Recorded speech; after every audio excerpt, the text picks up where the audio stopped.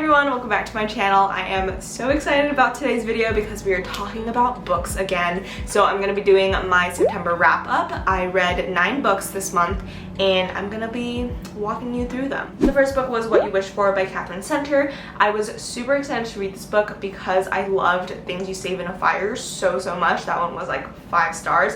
This one was more along like 3.5 to 4 stars for me, and I was just a little underwhelmed. I think I was expecting a lot more because Things You Save in a Fire was so good. This book follows Samantha Casey, who is a librarian. She works at a school. She loves her job. She's super peppy and fun and vibrant and colorful, but she wasn't always that way. Duncan Carpenter gets hired to be the new principal at her school. Her and Duncan actually have had a history together. They actually used to work together at the same school, and he was the reason why she actually moved to her current school, because she had such a massive crush on him that she just literally could not function and moved to Texas. The school that they work for is very like chill, kind of hippie-ish, very creative, that sort of vibe. So she thought he would be perfect because in the past she actually always looked up to him as a teacher, just with how expressive he was. He was super fun and goofy and all those things, and that really inspired her to be who she is right now. But when Duncan arrives, he's like the complete opposite of that. He's wearing a suit, he's very mellow, he's like not fun at all, and he starts to make these changes to the school that just like goes against everything that she thought he was like and everything that the school is like. She's trying to not only save the school but also try and like remind him of who he used to be. The main character was a little annoying, so that was difficult to read, but honestly the last like 30 to 40% of the book is what saved the rating for me. That was when the romance actually started, and it was very cute and I loved it, which is why it's 3.5 to 4 stars. The next book I read was Crying in Mart by Michelle Zauner, who is actually the lead singer of Japanese Breakfast, if you guys listen to that band.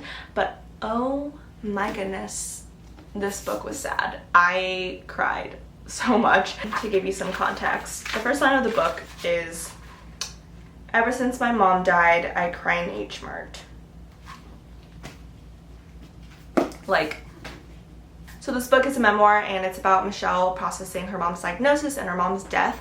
But more than that, it's also about her growing up Korean American and also her relationship with her mom, her family, her culture, and really her identity. And what I thought was really powerful was, for me, when I was reading through it, it actually felt like I was going through the stages of grief and processing with her. Like by the end of the book, it was very cathartic in some way. I feel like it did a really good job at showing the mother-daughter relationship and also the relationship between a first-generation kid and their immigrant parent or parents, and also our connection with our culture and food and everything like that. I think it just did a really good job of that. Obviously everyone's experience is different and this is her particular experience, but I think with many memoirs and books, there are elements of it that feel extremely relatable, and that was definitely the case for this book.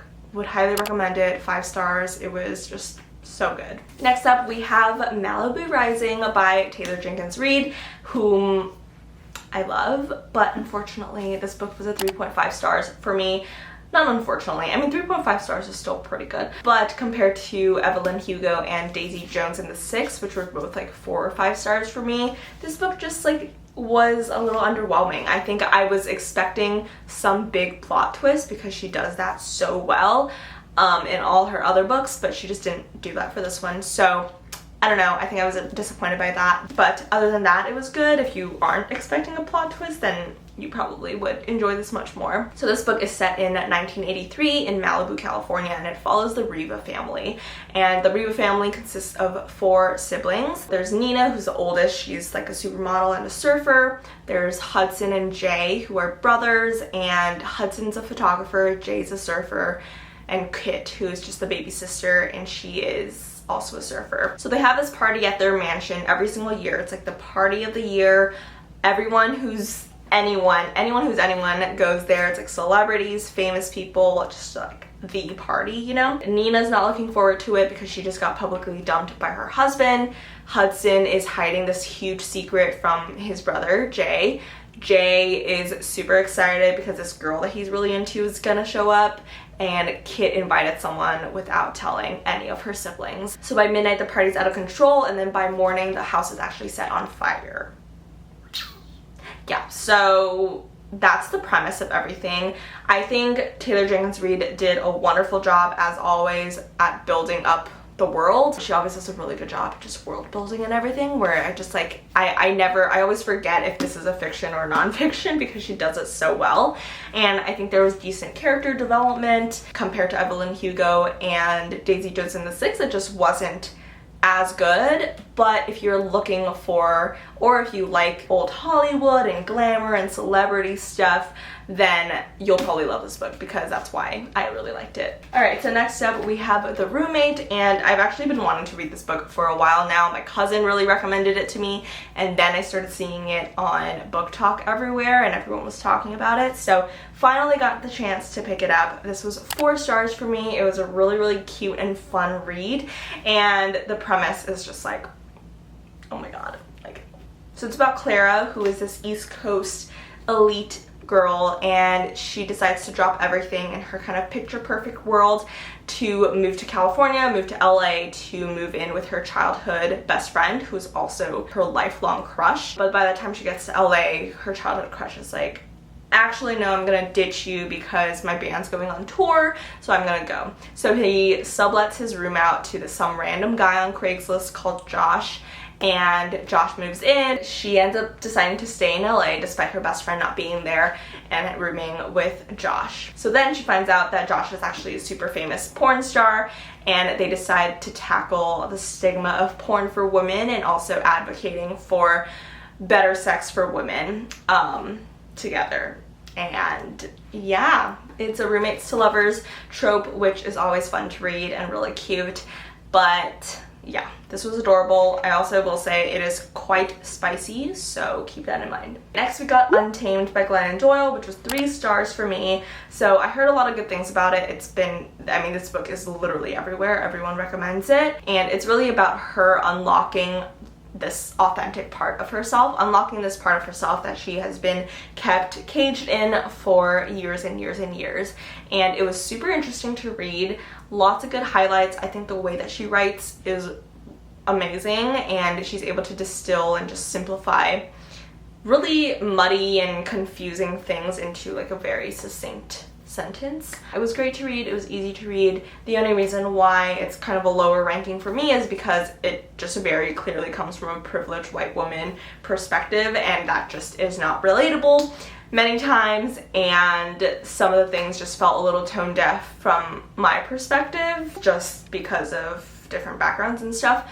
But yeah, I mean, I can see why it was ranked very high. Okay, next up we got The Paper Palace, which was 2 stars for me. Honestly, it was like 1 star, but the writing was actually very good, so I decided to bump it up to a 2. I will say before I jump into my thing that if you're into Sally Rooney, you actually might like this book a lot. So this book follows Elle, who is a 50-year-old married mother of 3 who cheats on her husband with her childhood best friend Jonas one night by having sex with them like while everyone was inside the house or something. So it's mostly about Elle trying to figure out if she wants to stay with her husband or if she wants to leave him and be with Jonas like she's always wanted to, but something happened when they were younger that prevented them from being together. Honestly, I think the book flow was just really hard and clunky to follow. I think that's usually a struggle when books have both like a present storyline and a past storyline. Going back to Malibu Rising really quick, she did that really, really well, where it was very seamless. It flowed from like past to present really well. All of the characters were extremely unlikable. They were all terrible people, and it just wasn't fun to read. So on that note, going back to my Sally Rooney point, if you like Sally Rooney, I think you might like this, but otherwise I was just very disappointed on this book. Next book I read was The Last Thing He Told Me, and oh my goodness, this was 5 stars for me. I read this when I was flying to SF. It was just so good. So this book is about Owen Michaels, who disappears, and before he does, he actually sends a note to his wife that says protect her, and hers referencing to his 16-year-old daughter Bailey. They try to figure out what's happened with Owen, and they realize that the startup that he was working in got into some like financial troubles, and everyone that's part of the company is starting to get arrested and like get taken in for questioning and all those things. Hannah, who's the main character, is trying to figure out, like, she doesn't think that's the main reason why he ran away, and she thinks there's something deeper and bigger than just that. So her and Bailey try and figure out what's happened to Owen, why he disappeared like this, and you follow Hannah as she tries to solve this mystery, and you also figure out that Bailey is actually like a key component in why he disappeared. So I love that the book jumped straight into the thick of it, like immediately, and then the backstory and everything about the characters was just slowly woven in throughout. It just, like, I love it when we get straight into the action. Overall, it was a very heartbreaking book, but it was very thrilling and I loved it. I think it was really different from previous like mystery books that I usually read, because those typically, I feel like the really well-known ones always include murder of some sort, and this one was a little different, which I really enjoyed. I've also heard very mixed reviews about this book. I think some people really liked it, some people really did not like it, so who knows, maybe my opinion will change, but as of right now, I loved this book. And actually, when I was writing my Goodreads review and I was referencing certain snippets and rereading passages, I started crying again. So yeah. Next book I read was You Deserve Each Other, and this one was 4 stars for me. So this book follows Naomi and Nicholas's relationship, and they are about to get married in like 3 months or something. They're the perfect couple. They never argue. They are super content with each other, super nice and all this stuff. But you realize that Naomi actually hates him and hates this relationship and wants to end it and wants to leave. She realizes that Nicholas also feels the same way, but neither of them wants to be the one to actually end the relationship. So they end up trying to play pranks on each other and try and sabotage each other. And it's really funny. Like, I laughed a ton, but I think the hatred part outweighed.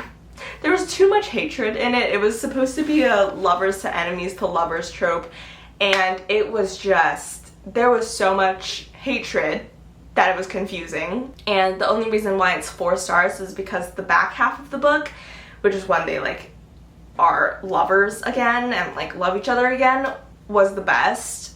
I loved it so much. I wish there was more like 70% love and like 30% hate, because it felt more like 70% hate and 30% love, and it was really confusing.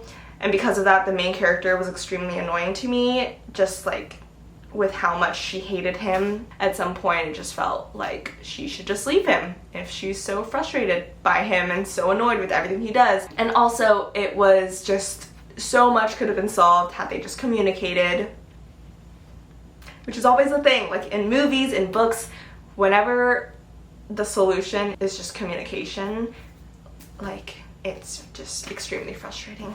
Those are my thoughts. It was really cute to read though. I thoroughly enjoyed the back half of the book. It just felt way more genuine, and the characters and the dynamic just flowed a lot better. The last book I read was The Guncle, and this one was 3 to 4 stars for me. So this book follows Patrick, who's the uncle of Macy and Grant.